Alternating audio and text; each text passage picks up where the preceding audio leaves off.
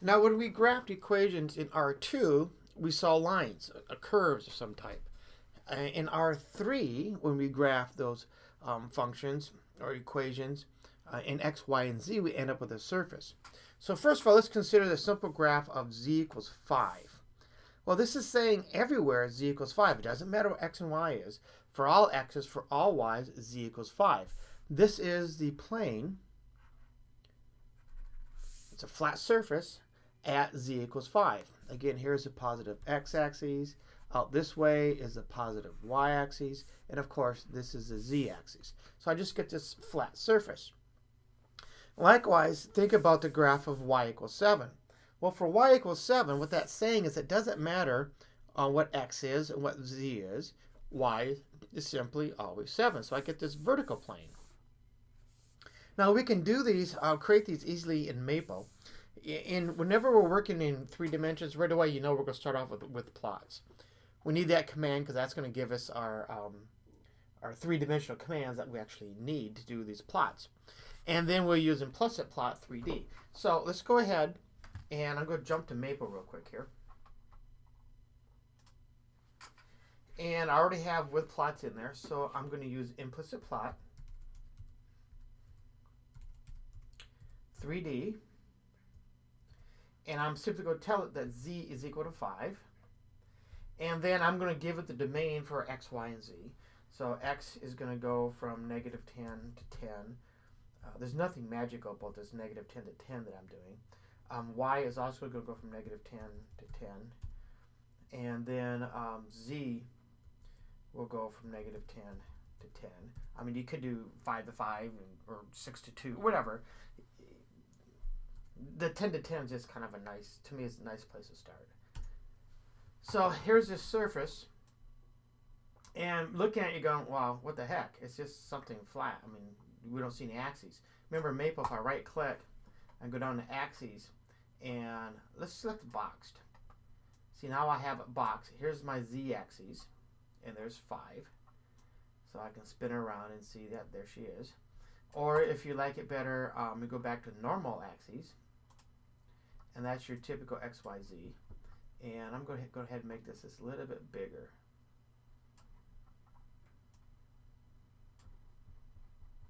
Yeah, that should be just a little bit easier to see. And then, of course, I can spin it and look at it from all kinds of different angles. Now, on y equals 7, I'm just going to go ahead and change this to y equals 7. And that's going to give me that vertical plane. And again, because I didn't specify anything about the axes, I'm going to go back here and make it normal. And there's the plane y equals 7.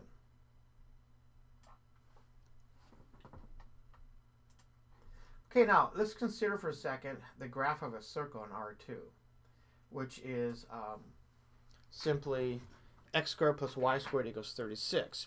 Now, what would its counterpart in R3 look like? Well, that's going to be x squared plus y squared plus z squared equals 36. So let's start off and take a look at that circle in Maple again. So I'm going to come back here and do Implicit Plot. But rather than Implicit Plot 3D, I'm just going to use Implicit Plot and give it x squared plus y squared equals 36. And x equals negative 10 to 10. Y equals negative 10 to 10. And I know that's going to be enough because I'm going to slip in here the axes. I know that's going to be enough because this is a circle with radius square root of 36, which is 6. So if I go out to 10, that should be more than enough. And of course, this is a little bit too big now. So I'm going to shrink it a tad.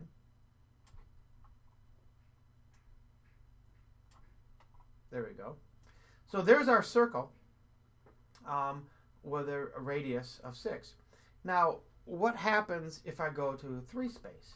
Well, if I go to 3 space, I need to make this 3D. And of course, this is going to also have the component z squared.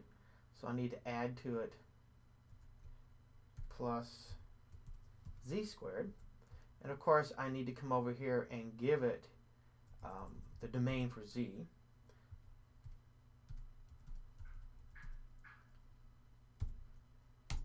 And I get a sphere. I'll make this a little bit bigger so we can see it better. Now, in terms of commands for Maple, I'm going to add to this one more command because this is a sphere, but it's kind of rough looking. So if I increase the number of points that Maple uses to plot these with, I can get a little bit better looking sphere. So I'm going to say num points equals, and I'm going to do 25,000. That should be more than enough. And what I get is a much smoother looking sphere with more detail in it. Whoops, let me see here.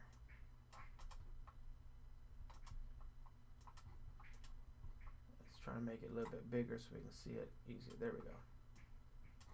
So you can see that this is in fact a sphere. And by looking at it, you can see that right there is 6. So it does in fact have a radius of 6. And of course you can spin this and look at this from any direction that you want.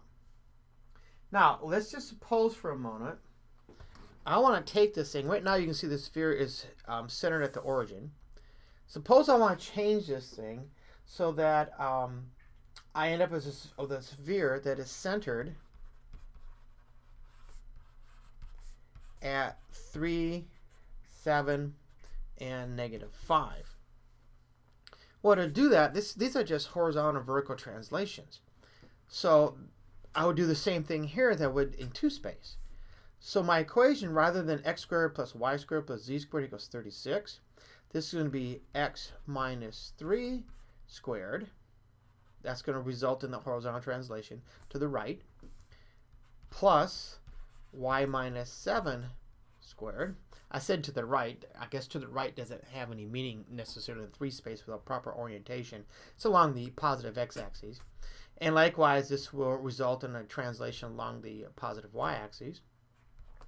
Plus z minus a minus 5, which is plus 5 squared, equals 36. This will still give me my radius. Oops, that was much of an arrow there. A radius of 6. So if I jump back to Maple to do that, I'm just going to come up here and modify this. See, we said what was x minus 3. And then we wanted y minus 7 and z plus 5. Now I need to think about my domain for x, y, and z. Let's just go ahead and do it and see what happens. See, I end up getting, whoops, back here. End up getting cut off a bit because I didn't have, my domain was big, it wasn't big enough. But you can see that, see, it got cut off there at 10. You can see that it's definitely been shifted. So if I make some of these axes a little bit bigger, let's just go to, say 15 and 15. I think that should probably do it.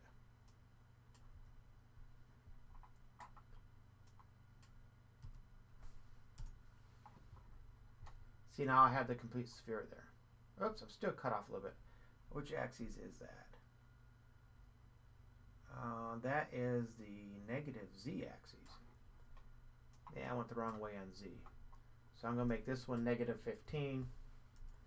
And voila. Now we have our sphere has been shifted in 3 space.